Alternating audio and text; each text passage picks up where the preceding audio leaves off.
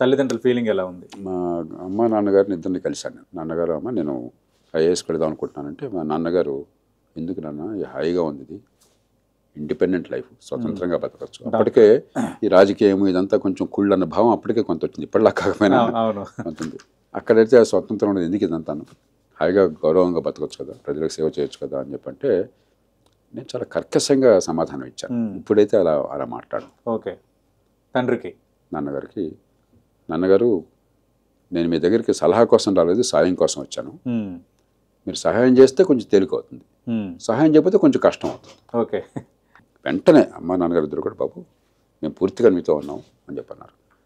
కానీ ఆ మాట నేను అనకుండా ఇప్పుడు కూడా అనిపిస్తుంది, మా నాన్నగారిని మా అమ్మని అలా బాధ పెట్టాను, అలా ఆ మాట అనకూడదు అని చెప్పాను. నేను మృదువుగా చెప్పవలసింది. అవును. కాబట్టి అప్పటి నుంచి ఇప్పటిదాకా పూర్తిగా సహకారం తప్ప ఇంకోకూడదు. ఓకే. మరి ఐఏఎస్ అధికారిగా సంతృప్తికరంగా సాగిందా? దాదాపు 16 సంవత్సరాల వరకు చేసినట్టున్నారు. అంటే లేదు ఎందుకు ఐఏఎస్గా వచ్చాను అని అది ఏనాడు కలగలేదు. సంతోషం అంటే రెండు రకాలుగా ఊహించవచ్చు. చెట్లుంచో రావతం చెట్టే మహావృక్షం. అవును. మిగతా వాళ్ళతో పోలిస్తే బ్రహ్మాండంగా చేస్తున్నామని జనం అంతా కీర్తించినప్పుడు మీరు సంతోషం పొందవచ్చు. కానీ జరగాల్సిందంతా పోలిస్తే చాలా తక్కువ జరుగుతుందని బాధ కలుగుతుంది. నేను రెండు పూర్తిగా అనిపించిన. ఓకే.